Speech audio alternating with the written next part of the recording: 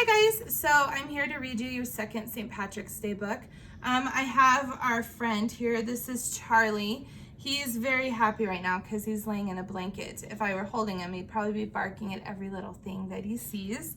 I am doing this for my house, so I don't know what kind of noises we may get in the background, but I just hope that I can still be a part of your day and that you are taking part in watching these stories. So this one is Pete the Cat, the Great Leprechaun Chase.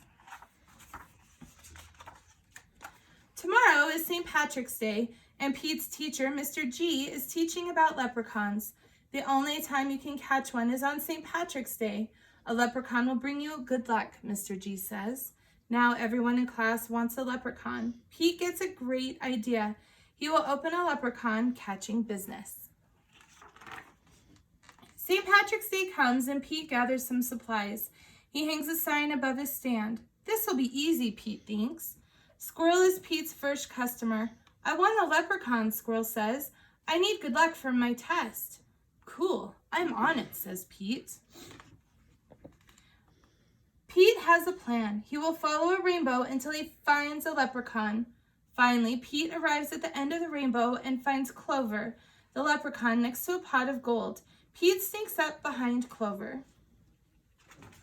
Swoosh! But Clover is too fast. Did you think you could catch me so easily? He asked. Once there was a cat named Pete who thought nabbing some luck would be neat. Then he happened upon a smart leprechaun who he'll find quite tricky to beat. Clover disappears in a puff of green smoke. Pete will need a new plan.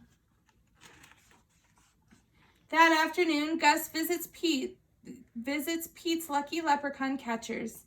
I want a leprechaun, Gus says. I need good luck for my band recital.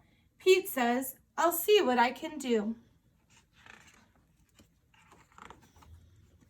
Pete plans to lure Clover out with his music. He plays a jaunty song on his guitar.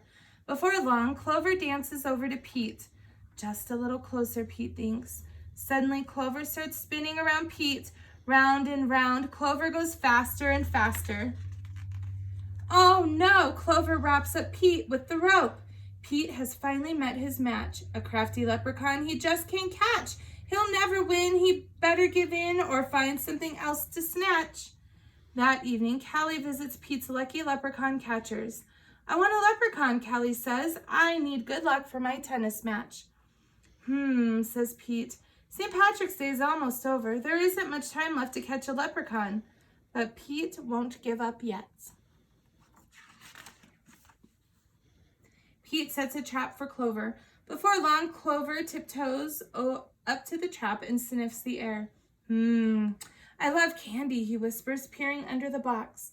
Pete waits very quietly. Crash! Pete rushes over and checks underneath the trap, but it is empty.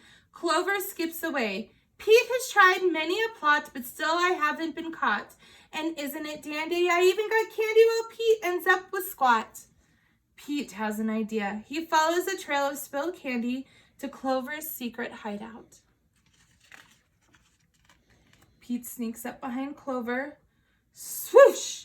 Pete finally catches Clover.